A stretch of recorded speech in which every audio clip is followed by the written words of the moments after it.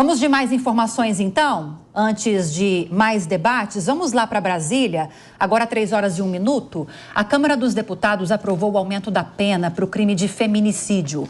O texto do projeto prevê a condenação por até condenação máxima 40 anos. Atualmente, a pena máxima é de 30 anos.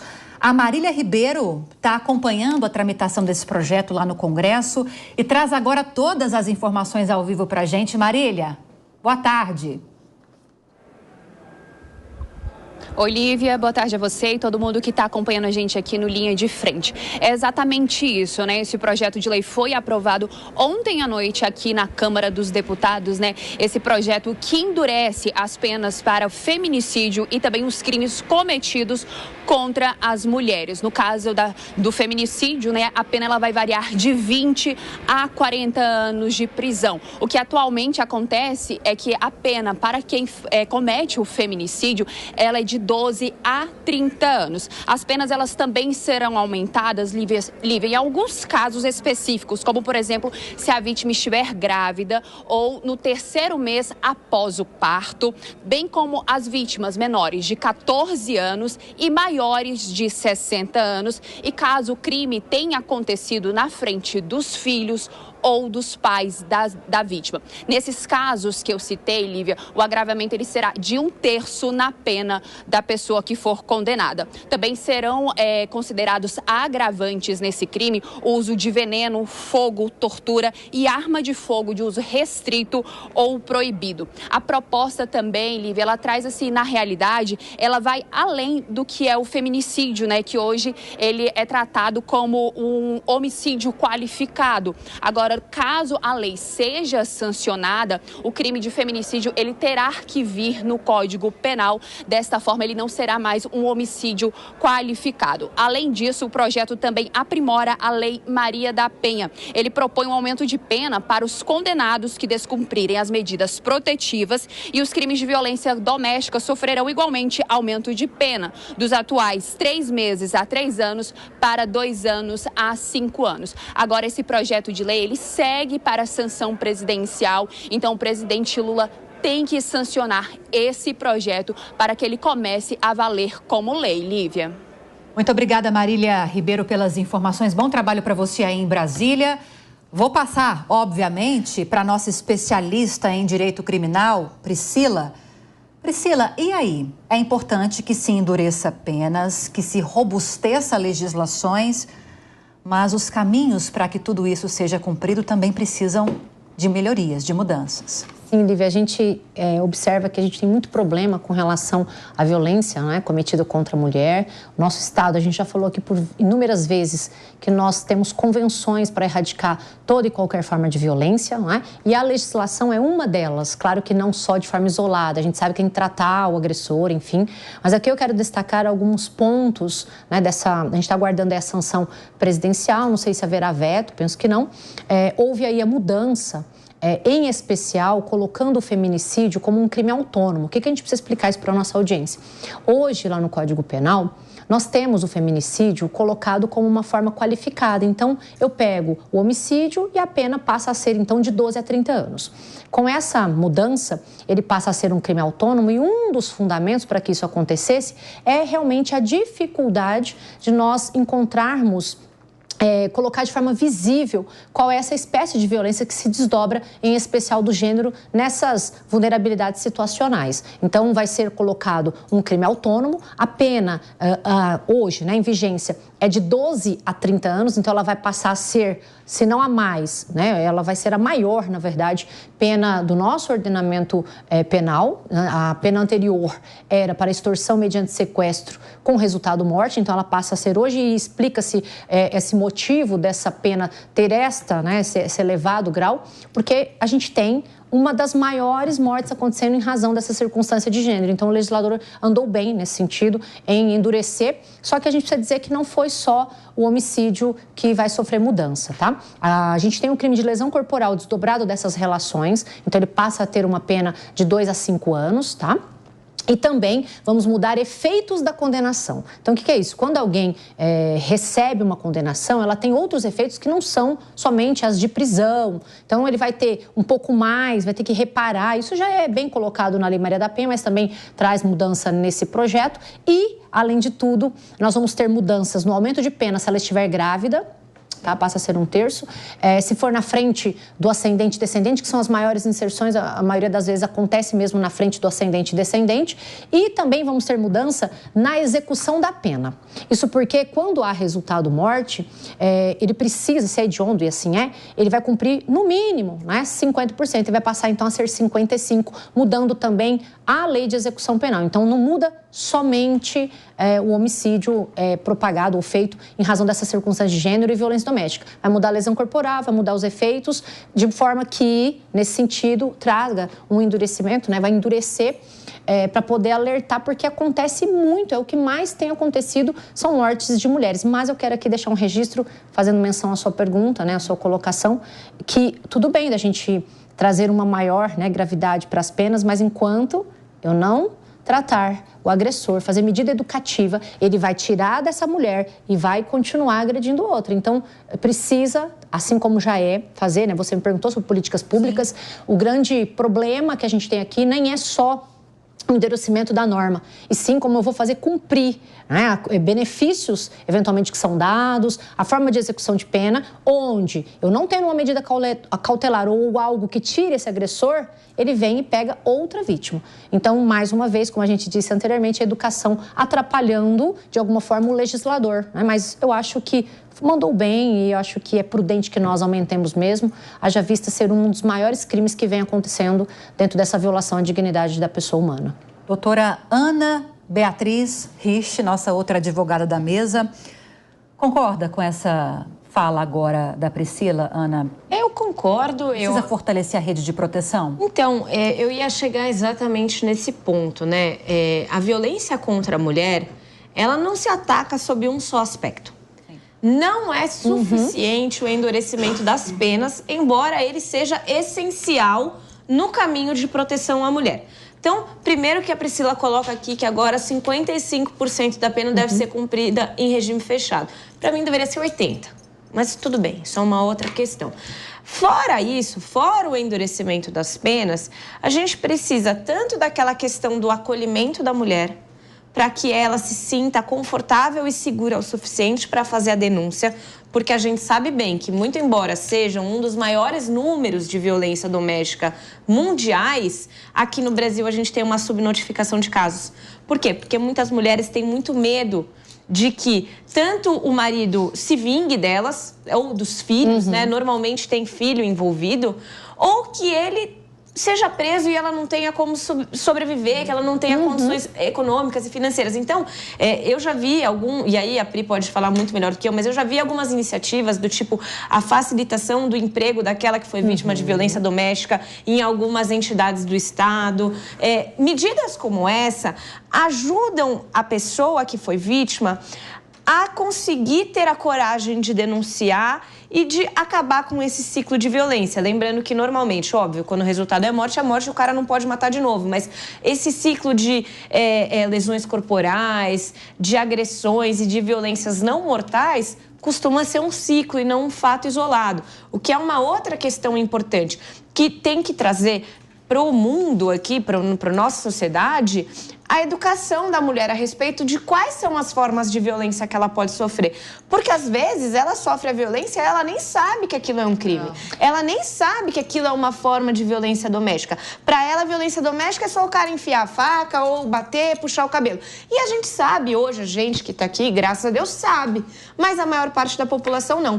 Então, anda muito bem o legislador, como disse a Pri, mas não é suficiente. A gente precisa atacar esse assunto das mais variadas formas. Lívia, eu só posso corrigir aqui, não é bem corrigir, só para deixar explicado. Na lei de execução penal, nós já temos o cumprimento de 50% com resultado morte, tá? Crime hediondo, que é o caso do feminicídio. Então, vai passar a ser 55%. Mas só para falar para a Ana que, sendo o réu reincidente, tá? E havendo morte, ele tem 70% que ele deve cumprir a pena, tá? Então, só para deixar bem explicadinho para todo mundo, então, hoje é 50%, crime hediondo, com resultado morte, sendo réu primário. Vai passar a ser 55 se a vítima for mulher, desdobrado dessa questão de gênero ou violência doméstica. E a gente já continua no artigo 112 da LEP, 70%, né, vedado o livramento condicional, isso vai ser mantido, no caso de resultado morte, sendo réu reincidente. Só para deixar... Priscila, a gente tem algum estudo aqui no Brasil que mostre o número de reincidentes de homens que voltam a bater nas mulheres? Sim, a gente tem, e só para deixar bem claro, na violência doméstica, a reincidência, eu não sei te falar de cabeça a estatística, mas é acentuada. Por quê? Porque ele volta para o ciclo, como a Ana até colocou aqui, ele volta para o ciclo da violência. Por isso que a Lei de Execução Penal e a própria Lei Maria da Penha, ela pede por políticas públicas para o tratamento desse agressor. É justamente pelo grau de reincidência, e é muito bom a gente falar disso, né? Eu tenho acompanhado em Santo André, né, onde eu sou, a gente tem um grande projeto que chama E Agora José. No E Agora José, a doutora Tereza, que é a juíza da vara da violência, né, ela coloca cautelarmente que este agressor, ainda que se esteja investigando, que ele participe desses encontros sobre masculinidade, e o psicólogo é o Flávio Urra. E aí eu posso falar com bastante propriedade, porque nestes agressores que fazem parte desta política pública, o índice de reincidência cai, e é importante a gente colocar que muitos deles pedem para continuar. Então ela coloca lá 20 encontros, né, tratando essa questão da violência, eles terminam porque é uma questão obrigatória, cautelar pela Maria da Penha, tá? E se ele é condenado, é um efeito da condenação, ele tem que ir. Então, a gente tem momentos aqui anterior à condenação e durante a investigação. E aí eles pedem para continuar. Então, por isso que eu insisto, de forma estatística, como que a gente consegue, não estou falando que vai acabar com a violência, mas certamente ela seria menor se nós tratássemos essa questão da masculinidade, que é na questão, na verdade, que é estrutural. Então, com relação à violência doméstica, nós temos reincidência por quê, Deise? Ele recebe a pena, e aqui eu vou dizer, outro dia eu fiz uma audiência, e não estou criticando ninguém, era uma audiência de lesão, ela estava mandando beijo para ele, e a audiência acontecendo. E não estou criticando a vítima, tá? O que eu quero dizer é o seguinte... Por que volta? Porque ela volta para o ciclo da violência. A Ana colocou aqui. E não vamos falar sobre como ela está nesse cenário da violência, entende? Ou porque tem filhos, a discussão nem é essa, mas ela volta para o ciclo. Sim. Voltando para o ciclo. É uma dependência. Sim, né? e de toda, estrutural, financeira, moral, psicológica. Então, o índice de reincidência, ele é até que grande, tá? Envolvendo crimes que desdobram dessa circunstância de violência doméstica pela convivência, pelo machismo estrutural. E uma das maneiras que devem ser tomadas, isso está lá no artigo 8º da Lei 11.340, que é a Maria da Penha, é o Estado fazer o quê? Educar na escola. Mais uma vez, a educação aqui. Tocou no ponto. Vamos falar então agora com a professora Carla Bene, porque eu estava ouvindo com atenção a Priscila trazendo essas informações e ela deixou muito clara a importância, né, de forma prática, dessas medidas educativas pós-cometimento de crime, mas também diz que é importante que haja educação para combater o machismo estrutural, ou seja, uma educação que começa lá na infância. E aí não é só a educação formal, obviamente, que é aquela da escola, mas é uma educação informal, universal, integrada, né, de todas as áreas integradas. E aí eu tô com um dado aqui para te ouvir, que eu estava dando uma olhada na realidade no Nordeste do Brasil, sobretudo, porque a gente sabe que o Ceará, por exemplo, é um estado que traz resultados positivos no IDEB, no Índice de Desenvolvimento da Educação Básica. Nós tivemos recentemente, me parece que foi o 3º estado mais bem colocado no Brasil. Vou dar uma olhada com mais detalhes. E eles divulgaram um dado, Carla, o governo do Ceará, dizendo que agora em agosto eles alcançaram uma redução de 75% nos feminicídios no mês de agosto, agora desse ano. Não dá para dissociar uma coisa da outra, né? Não dá. Aqui, eu acho que nós temos, pegando um pouco aqui de cada uma e fazendo um complemento. Eu colocaria uma questão aqui na mesa, obviamente, de uma forma teórica, que é a seguinte: como nós, mulheres, estamos criando estes homens? De uma forma ampla. Eu estou falando da mãe com o filho, da esposa com o marido, da avó com o neto, porque esse machismo estrutural foi alimentado por uma mulher dentro de uma educação. Então, quanto que a mulher é permissiva em relação ao homem ao longo da vida dela? Foi com o filho, porque o filho joga a toalha no chão e a irmã que pega, ou foi permissiva com o marido, que tem uma tolerância que muitas vezes, como Deise e Ana falaram, nem sabe que está sofrendo violência, é a avó com o neto em detrimento da neta, a neta levanta e tem que lavar a louça e o neto pode sair para brincar. Então, essa questão estrutural, ela é um ponto importante que a gente precisa organizar, porque é o que você falou, isso não é só na escola, isso é no dia a dia, em casa. A permissão, o homem tem uma permissão social, ele tem a permissão para ser, para fazer, e essa permissão foi dada, podem pesquisar e pensar, por uma mulher. Então, essa construção ela é importante. Nós precisamos também mudar a forma de nos relacionar e a forma de tratar e usar numa estrutura mais par e passo com esses homens, em grande medida. Aí a gente pega o caso específico da violência.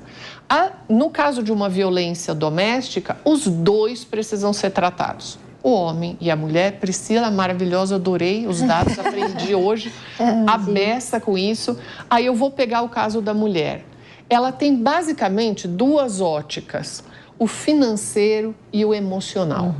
Se ela sofre uma violência doméstica, ela pode sair de casa? Quem paga as contas? Ele sai de casa? Como é que ela vive? Que tipo de política pública nós temos para que essa mulher possa ficar apartada desse homem, inclusive até enquanto ele se trata eventualmente? E mesmo tendo essa questão financeira, às vezes resolvida, porque nós temos vários casos estatísticos de mulheres que sofrem violência com nível educacional elevado e financeiro.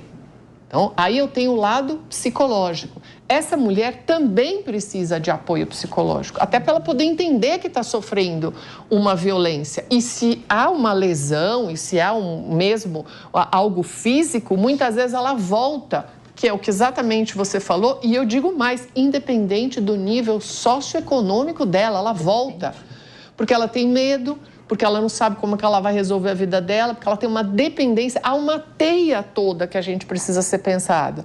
Então, por exemplo, no caso, na França, por exemplo, se você se divorcia, aí nem estou falando de violência, e você tem filhos pequenos, o Estado provê a você um complemento de renda, ou se até os seus filhos fazerem 18 anos, isso acontece na Inglaterra também.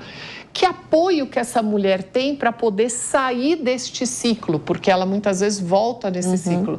Então, são essas questões, a parte financeira, a parte emocional para a mulher, o tratamento para o homem e como que você consegue apartar isso. E para finalizar, como que nós podemos melhorar a forma de conviver e educar esses homens.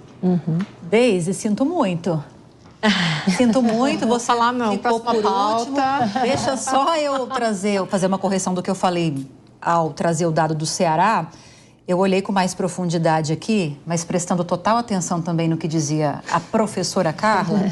Na verdade, nesse último ranking do IDEB, Índice de Desenvolvimento da Educação Básica, em relação às redes de ensino médio, Goiás ficou em primeiro lugar nesse ranking, depois Espírito Santo e Paraná, Pernambuco e depois Ceará. Ou seja, errei pela posição no ranking, mas continua sendo um dos estados brasileiros com os melhores resultados no IDEB. Sim. E é com você, Deise. Te dei mais tempo para pensar ainda no que vai dizer. Não adiantou. Sabe que não adiantou, não. Estava ouvindo elas falarem, eu nem pisquei. Agora o meu olho está começando a lacrimejar de novo, porque eu fiquei assim com os dados. Muito bom, né? Você estava falando aqui dos estados, né? Goiás, em primeiro lugar. Eu sempre puxo tudo para a política, né? Não tem jeito. Mas Goiás de Ronaldo Caiado, né? Que está aí com 84% de aprovação. A gente tem hoje uma pesquisa saindo já, né? Do Datafolha, que pode dar uma ideia do que vai ser 2026, como que a gente vai ver esse desenrolar para 2026, e está aí o Caiado, né, que é um nome que a gente não pode tirar dessa disputa nunca. Eu, assim, depois das meninas, a única coisa que eu posso falar aqui é é muito preocupante o que acontece no Brasil, porque a gente, desde que essas medições começaram de feminicídio no Brasil, de 2015 para cá, o ano passado foi o ano com o maior número de feminicídios, né? Aumentou 1,6% no Brasil, né? E a gente insiste tanto aqui em medidas socioeducativas. Eu falei uma vez no Linha de Frente, a gente estava falando em relação à política e questões éticas e morais. Eu sempre me pergunto por que na escola a gente não volta a ter umas disciplinas tão básicas de orientação social mesmo, né? Orientação ética, orientação moral. Seria tudo tão mais simples já formar essas crianças. A gente teve lá no Rio Grande do Sul, durante um período de um governador, que foi um investimento muito forte em primeira infância. Então, era um programa chamado Primeira Infância Melhor. Então, as escolas ensinavam educação básica, separar o lixo, coisinhas muito bobas, que não são bobas, mas que são fundamentais, por exemplo, de trânsito, que é uma coisa que a gente vê em outros países mais desenvolvidos, onde, por exemplo, parece bobagem, mas, por exemplo, em algumas escolas na Suécia, as crianças elas ficam de meia branca na escola, justamente para mostrar que aquele ambiente é limpo, elas limpam, se elas sujam, elas mesmas limpam. Vocês imaginam aqui no Brasil, uma mãe falando, não, meu filho não vai limpar porque ele derrubou picolé no chão, e o mais velho cuida do mais novo. A gente não tem esses princípios básicos aqui, né? Então é muito complicado. Diante de tudo isso, é o máximo que eu posso fazer depois da explanação de vocês. Mas fechou com chave de ouro? Fechou com chave de ouro. E olha, lá no nosso portal, jp.com.br, você pode acompanhar todos os detalhes da tramitação desse projeto, que aumenta a pena para crimes de feminicídio, dentre outros pontos muito bem explicados pela doutora Priscila. É só acessar www.jp.com.br e ter acesso a todos os detalhes, a todas as informações.